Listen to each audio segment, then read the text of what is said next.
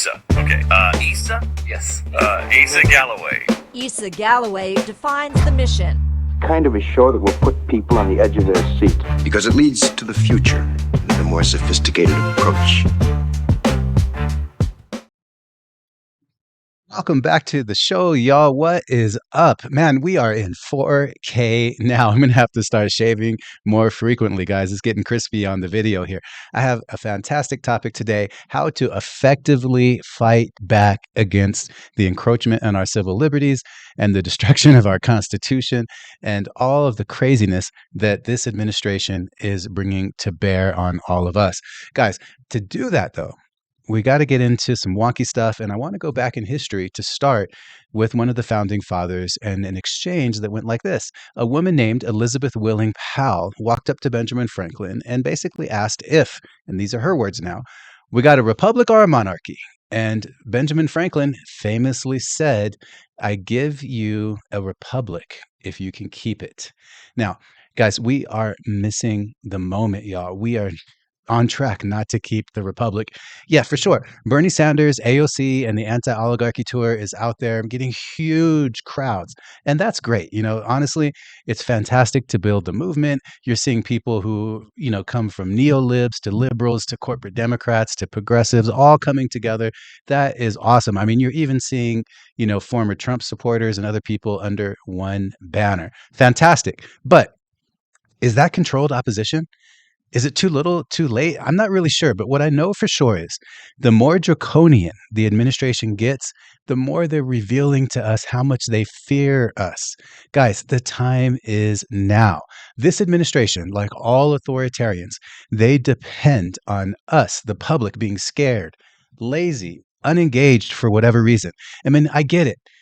A lot of us are too afraid to speak up, but guys, if you keep waiting, things are going to get worse and speaking up will be even harder. And, you know, in spite of all of that, now is the time to act. And I'm going to explain why in several different scenarios. You know, every time, though, and this is so important because it still is happening, every time some smug liberal or neoliberal yells at you about not supporting Kamala Harris or, you know, it being your fault that we have Trump to deal with, you know what? At this point, just say, yep. And you're still not listening, damn it. You want our support? Well, we want you to earn it. What are you doing to earn my support? And just throw it right back in their face because we don't have time for that mess anymore, guys. The time is now to act, and we have to put these kind of petty divisions, this partisanship, you know, to the side. Understand, by the way, the fact that this is still happening is just illustrative of the fact that Democrats are not your saviors. They're not, guys. It's not going to happen. Democrats aren't going to save us. They're just going to put us right back on the slow walk to fascism, the slow walk to all the problems that we faced before. It's just not as rapid as we're seeing now, which is, of course, preferable. But there's another realization we all got to get to, too. We have to stop looking for quick fixes, y'all. The libertarians and the independents are not our saviors either. Guys, you are your saviors. Now, to be a little bit more specific, perhaps Democrats, libertarians, and independents, all three, that combination could be, you know, a savior for our democracy. And we got to work towards that. But before we get to it, we have to address a huge issue that's probably on the tip of everybody's tongue and minds right now when it comes to fighting against the Trump administration. And that's impeachment. And y'all, I'm not talking just about impeachment. I'm talking about real impeachment with removal from office. Now, I know it sounds like a long shot. And quite frankly, it is a long shot, guys. But the issue that we have to remember here is that impeachment in and of itself really isn't the answer. Now, let's step back a little bit because it seems like the time is right. I think it's premature, though. I mean, the proof for the time being right is like we're seeing a ton of hostility at GOP, at Republican district town halls with Republican Trump supporting elected officials. You know, they're getting taken to task by this administration. From the people upset about what this administration is doing. There's tons of video of it. Veterans, police officers, just regular everyday Americans, angry at the tariffs, angry at all the things that the administration is doing to undermine our democracy. But the GOP And MAGA elected officials are already having ways to cope. Not only are they screening questions, not only are they asking for written questions before they allow them to be asked, not only are they transitioning to virtual town halls instead of live ones, but they even have narratives. They're saying things like um, protesters, people angry at the um, town hall are plants from leftists, from George Soros or things like that. They're actually trying to discredit the angry voices of their own constituents. And this is why it's such a key. You're not going to get impeachment at all, let alone impeachment with removal, if you don't get the Republican elected officials more afraid of you, the electorate, than they are of Donald Trump and the diehard MAGA base. Impeachment just won't happen, especially not with removal until we cross that Rubicon. We have to make Trump aligned politicians more afraid of their constituents than of Trump and Trump's diehard base. And I fear that a premature impeachment attempt may only just make things worse. And what I mean by that is it could make it more difficult to actually get a real impeachment and real removal if we continue to have failed attempts. And it will also deepen the divisions in our society, hardening one another against each other, and then also contributing to this ridiculous claim of Trump derangement syndrome. So guys, we have to be smart about how we do these things. Now, we can't control if someone's going to bring impeachment proceedings or not. But what we can tell our elected officials is this is maybe not the best time. We need to do something else. Now, we have to also stop thinking of Trump alone as the problem. This is my other case against premature impeachment. And again, impeachment doesn't mean anything without removal from office. He was impeached in his last term. But guys, of course, Trump is the problem, or more accurately, he's like the symbol of the problem. And so is the MAGA base. But it's not entirely that, guys. It's an entire administration that is in place doing all these things. You think Trump is actually managing the day-to-day decisions, writing all those executive orders? No, he's just signing them. He has someone read it to him before he signs it because there's other people who are really running the show. And guys, those are the people who are bringing creeping Christian nationalism to our society with things like trying to mandate a King James version Bible version of the Ten Commandments to be up in every school, every public school classroom. Now, guys, there's a ton of that kind of stuff happening. But the people doing that, the hardcore Christian nationalists who are trying to redefine American government into Christian nationalism, or the overlap of those people who have written and are now enacting Project 2025. Those are the core problem. And if Trump was impeached and even removed, you'd still have to deal with them, because what will happen is J.D. Vance would become the next president. That in and of itself is probably very hopeful and definitely better. You would think, at least. You never know really what's happening behind the scenes, but given J.D. Vance's track record, probably better. But you would still have to deal with the cabinet. You'd still have to figure out what to do with your Steve Bannons, your Steve Millers, and your Russ Votes. Those are the guys that are really running the show. Those are the guys that are setting the strategy. Those are the guys that are doing the blitzkrieg on our civil liberties. The real problem is that we're running out of time, y'all. We don't have time to wait for an impeachment. Just 2 days ago, on April 28th, Donald Trump signed an executive order. It was named Strengthening and Unleashing America's law enforcement to pursue criminals and protect innocent civilians. How are you going to determine who's a criminal and who's an innocent civilian when you're gutting due process rights? Anyway, let's get into this. This is definitely a step towards authoritarian control, and it's doing it in a very sneaky way without the need to formally declare martial law. Guys, this is very worrisome. It's like a 5-alarm fire, and no one is really getting worked up.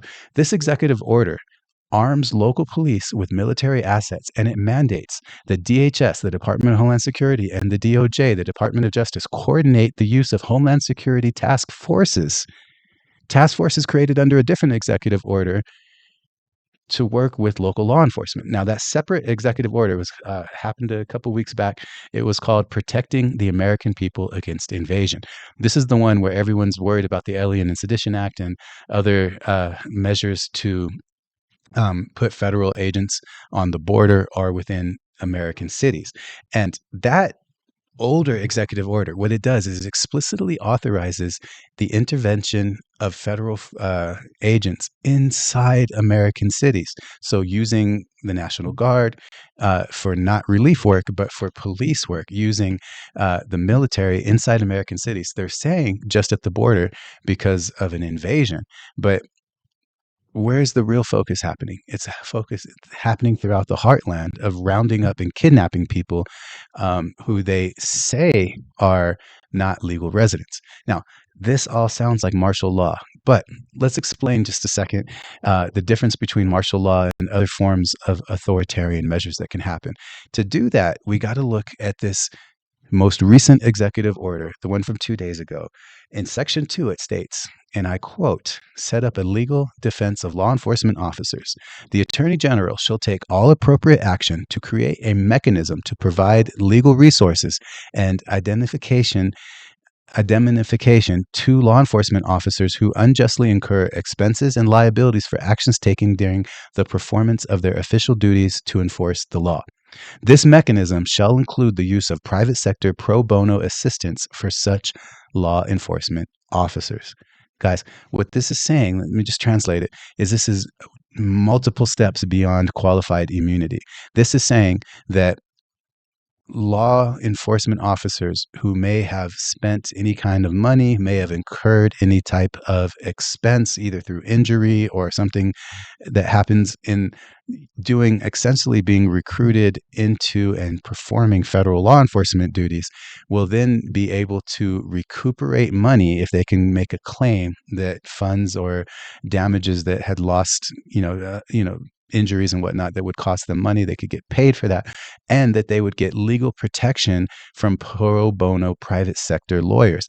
Now, if you recall, just a few weeks ago, Trump started to go after some of the largest law firms in the nation, and many of them initially just kind of capitulated and offered up free pro bono service commitments. Why do you think Trump did that? And why do you think this is now included in this most recent executive order? Guys, this is making law enforcement extra bold because it's telling them they're going to get free representation and they'll get reimbursed for expenses or things that they incur while in the duty of enacting federal law enforcement aims, not their local law enforcement or their state law enforcement objectives. Now, to break this down a little bit more, we have to discuss the difference between law enforcement under the Insurrection Act and then martial law, which is something a little different. Now, invoking the Insurrection Act temporarily suspends a U.S. law that forbids federal troops from conducting civilian law enforcement. Now, that sounds like martial law, but it's different because martial law is essentially imposing military law on civilians. So the first one is, the Insurrection Act. That's basically allowing federal military troops to do law enforcement, but it's not necessarily doing military law as the law being enforced. Where martial law has that, plus it suspends basically the Constitution and puts civilians under military law. That's the key difference here, is that under, an Insurrection Act, the U.S. constitutional protections should still be in place. Now, that shouldn't give you any comfort because, Trump is talking about the Insurrection Act with several of the executive orders. But we're currently already seeing our constitutional rights abused left and right. I mean, we're having people kidnapped off the street by out of uniform, sometimes masked agents who refuse to identify themselves. And we're seeing, like Immigration's Customs and Enforcement having warrants signed by a ICE official instead of a judge. So there's all of these abuses of civil liberties already happening. And that's all happening without the Insurrection Act being invoked or a declaration of war. So guys, these distinctions, while they're really important to know, they shouldn't give you any comfort. I mean, what's more, this administration's already ignoring court orders, both from federal courts and even an order from the Supreme Court. They lied about saying the court, sided with them when it was 100% against them. And speaking of the Supreme Court of the United States, let's look at news from last week. Now, this person, the news is centered around a Milwaukee County Circuit Court judge named Hannah Dugan. she was arrested by Kash Patel's FBI. Now, put aside this whole no one's above the law rhetoric just for a moment. They do that as a distraction. They do that on this pattern of normalization. If you think about the Trump administration, you think about Trump before he won the election saying, I'll be a dictator just on day one. What he's doing is introducing ideas that should be shocking, but introducing them in a qualified way and a repetitive way so that it normalizes the idea, in your mind. And over time, you become less and less shocked and you become more and more numb to the things that are happening. Now, that's because, this case of arresting, the circuit court judge is almost like everything else this administration does. It's more about sending a message than it is about the actual details of the case. Instead of allowing the public to focus on the details and the legality of the case as it plays out, as we get actual facts, what's really happening is this is messaging. And in fact, let me prove it to you, because just a couple of days ago, the White House press secretary was asked by Fox News's Peter Doocy, Fox News, which is generally the most friendly mainstream outlet to the administration. Peter Doocy asked the White House press secretary, would the administration arrest a federal judge or even a Supreme Court justice? And she refused to rule out the arrest of Supreme Court judges. The implication here is this is not for them committing crimes, but if the rulings that the Supreme Court have are rulings that the administration doesn't like. This is trying to chill or intimidate the check on power that the president has. Now, that's all aside. It's like, imagine if we get into a war with, say, Iran, which is looking more and more likely all the time. Guys, it could be a war with anyone, really, or even just kinetic action without a declaration of war. I don't think it would be a stretch at all to say that this administration would use that type of escalation as an attempt to impose some form of federally mandated stifling of civil liberties, with or without insurrection acts, with or without the Alien and Sedition Act being invoked. And like I said earlier, guys, the time is now. We have to roll up our sleeves. We have to start acting. But what can we do? I don't think we can wait till the midterms either. So I'm kind of saying impeachment is the answer, but it's not the right time. And I'm also saying the midterms are too far away. So what does that give us? What options do we have? We need to demand that our elected officials, who are actually legislators, start acting by legislating. They have to do more than giving us 25-hour speeches in the Senate or performative things like, sitting in front of people asking hard questions but not doing anything. We can't just settle for speeches, rallies, and media appearances and all that. While all that's important, it helps build a movement. It has to be more than that because we can't wait for the 2026 midterms to happen. We're barely 100 days into this administration, and we're already seeing the havoc that it is bringing upon the world and even more so on us domestically.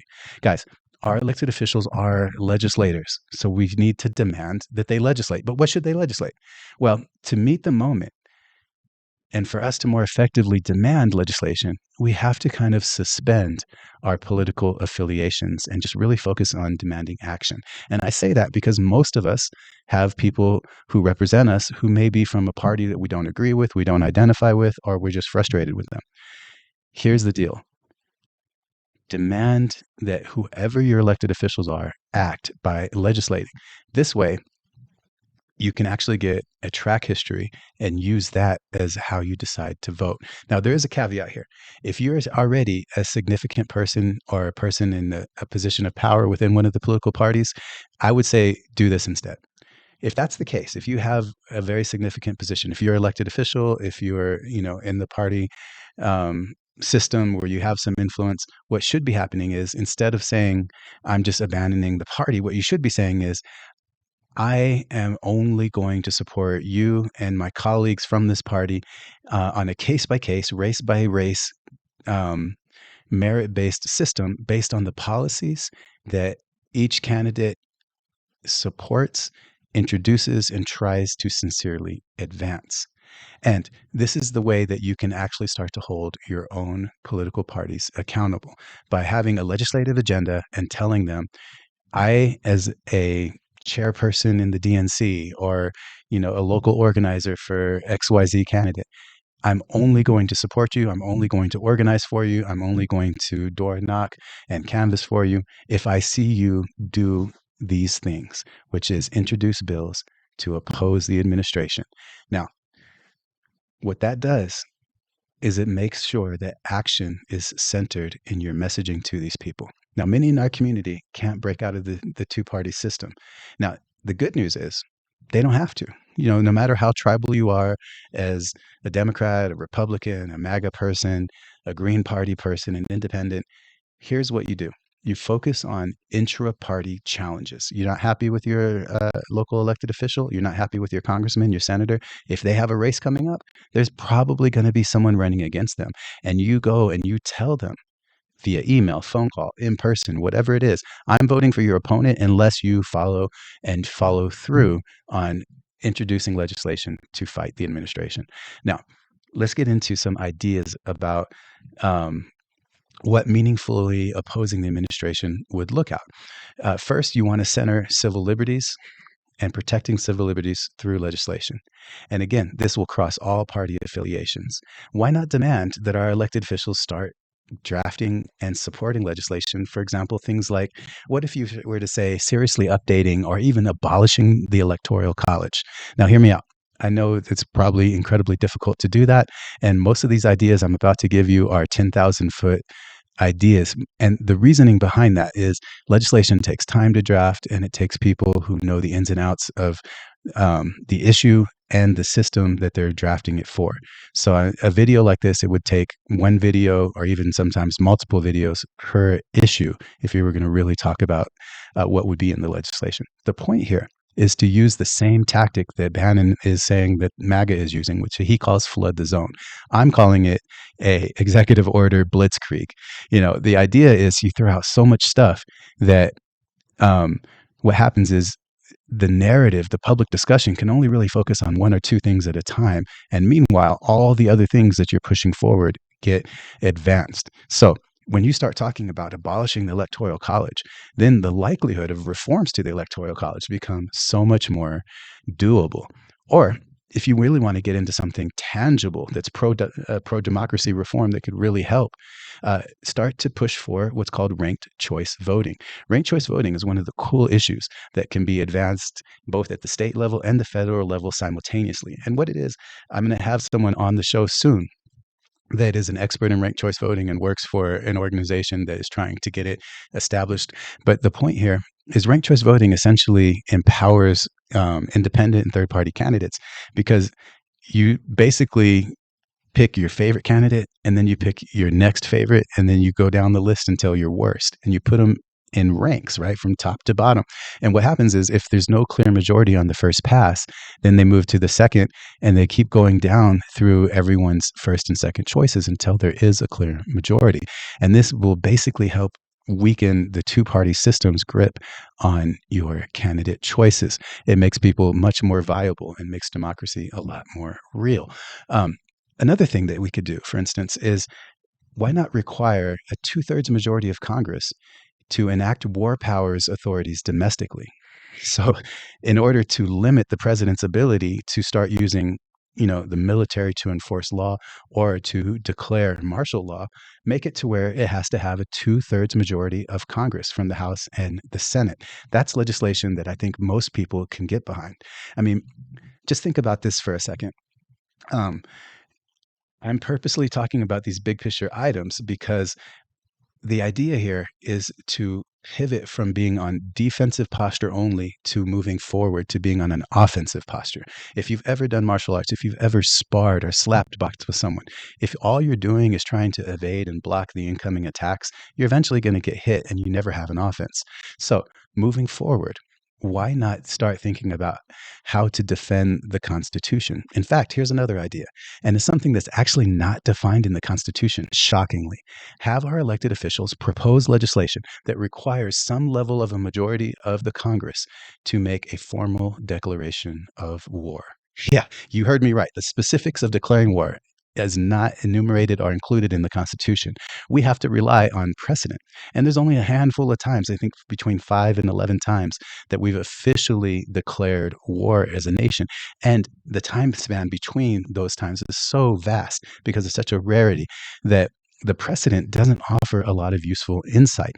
And when you have someone who is rapidly trying to expand presidential power, a check on something like this to put very specific measures on what needs to transpire, what situations have to be proven in order for the Congress to declare war, will really roll back some of the power that the executive is trying to usurp from the other parts of the government. Or how about formally defining what martial law is, when it can be declared, and then setting some scopes of limitations? Like, probably the most important one would be something like giving a declaration of martial law a very specific time period with automatic revotes in order to keep it enacted after that time period.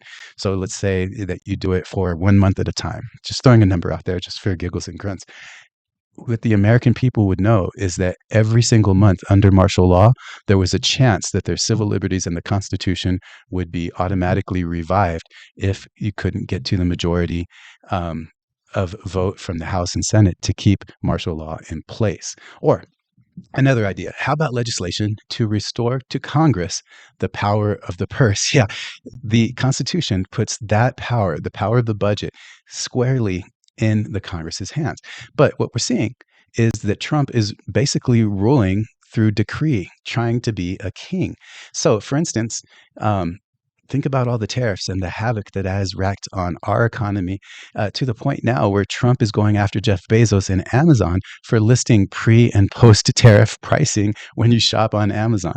So, even his allies are feeling the pinch and are starting to try to hold him accountable. Imagine if you had legislation that would get into specifics about what types of tariffs could be enacted through executive order and what types of tariffs would have to be proposed by the president and then enacted through like a rushed legislative process.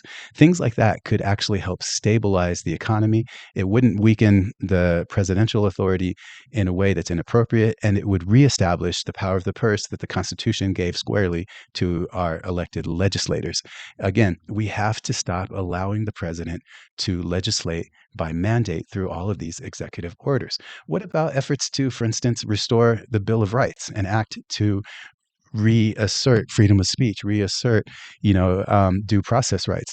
There are legislative efforts like this by elected officials and by think tanks. I will include in the link below news stories and then organizations and model legislation that you guys can check out.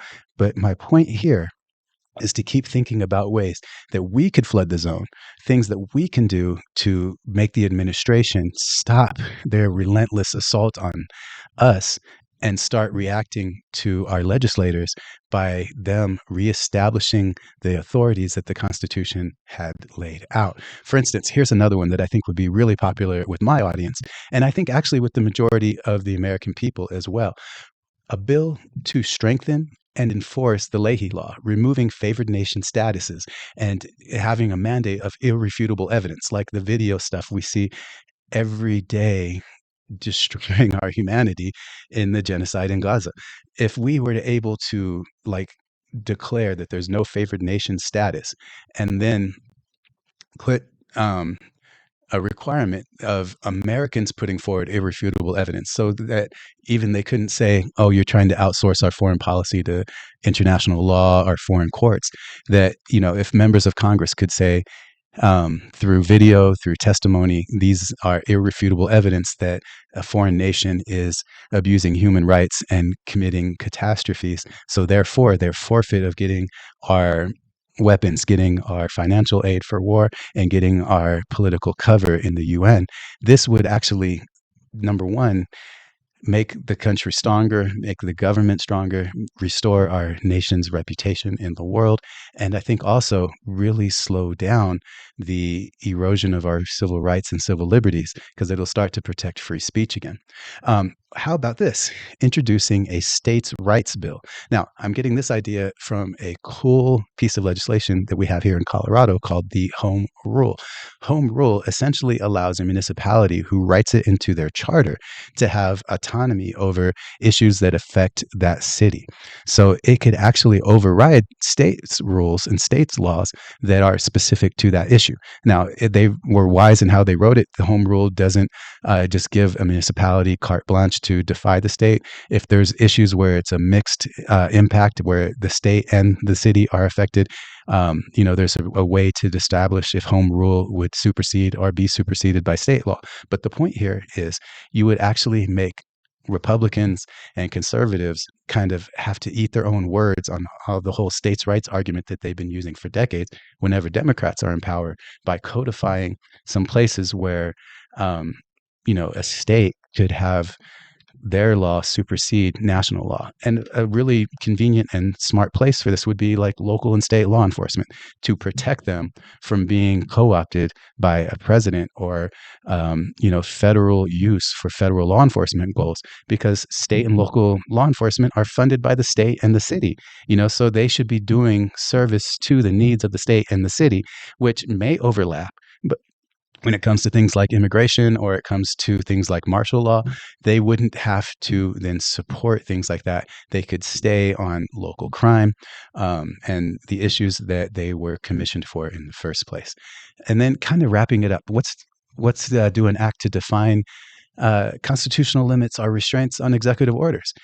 You could do something like saying that there's only X number of executive orders per time period that a president can introduce. You could start to categorize the areas that executive orders could be written on, and then put limitations on where it's inappropriate to issue an executive order because that's squarely a congressional power or that's squarely something that was reserved for the judiciary system. The point here is to then do a direct attack towards an administration trying to expand presidential power beyond constitutional limits. Again, a reason for all of this legislation approach gets back to the midterms, because if we do this kind of thing, we will not only stop playing defense, but we'll also have, an outstanding track history that we can use to evaluate candidates. Demanding legislative action from them gives us rock solid proof on who we should vote for and who we should vote against. Now, that record would be irrespective of their political affiliations and would give a lot of leeway for people who feel very tribal towards their political identity to vote differently. And, I think what we could also do here is just kind of remember, what good would it do if we flip the House and Senate somehow back to Democrats, and then we're stuck with like Chuck Schumers and Fettermans and the like? These people aren't going to make things better. So having this track history will help us hold our elected officials accountable and also push them towards reestablishing our civil liberties and civil rights.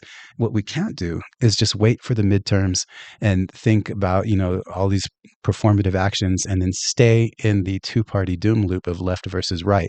We have to start thinking in terms of policy. Now, to do that, I want to point your attention to an article to conclude this video. This article is fantastic. The link to the full article is below. It's called How Ticket Splitting Voters Could Shape the 2026 Midterms. And it's written by Ian Anson, an associate professor of political science at the University of Maryland, Baltimore County. Professor Anson goes through many examples of surprising split-ticket voter patterns in the 2024 election. He covers states like North Carolina, Arizona, and Maryland. In the article, he concludes, and this is a direct quote, "Ultimately, my analysis of ticket splitting in 2024 reveals that even in an era of entrenched polarization, many voters approach congressional and presidential races with different mindsets. This dynamic will likely influence the next election cycle too. The party of the president often takes heavy losses in midterm elections. In 2026, congressional candidates and Democrats in particular will be doing everything they can to woo moderates. This will be especially true if Trump's aggressive policies such as widespread government layoffs and mass deportations prove unpopular. Let the campaigning begin." Guys, like I said repeatedly in this video, there is no savior. There's no one group that will be our way forward. There is you. You are our way forward. You and me getting actively participating in civics like never before is our only real hope. It's not Obi-Wan Kenobi / Bernie. It's not AOC or anyone else. And as good old Ben Franklin said, Only time will tell if we can keep our republic. Look, thank you for watching the video. Please subscribe to the channel. The button's down below. Share this video with your friends. And also, let me know what you think about these ideas for proactive legislation, if you think that it could be successful. And then I want you to tune in to my next video. It's coming up very soon. I'm interviewing a combat veteran, and we're going to cover things like PTSD, war, veteran suicide, our nation's lack of care for our servicemen and women. Oh, and I want to thank our generous supporters of my videos now that they have helped me get into 4K. So if you want to support my work, also in the description below, you can help the channel grow and help me keep making improvements by visiting my Patreon or my Buy Me Coffee links. Again, thank you guys for all your time. Check out the links to all the stories and resources that I mentioned in this video. You'll see amazing organizations like the Brennan Center for Justice, the 10th Amendment Center, FIRE, and the ACLU, and more. God bless you and all of yours. I hope you enjoyed the video and learned something new. Take care of yourself. Issa. Okay. Issa? Yes. Issa Galloway. Issa Galloway. Issa Galloway. Issa Galloway. Issa Galloway, convert to Islam, defines the mission. Kind of a show that will put people on the edge of their seat. Because it leads to the future, the more sophisticated approach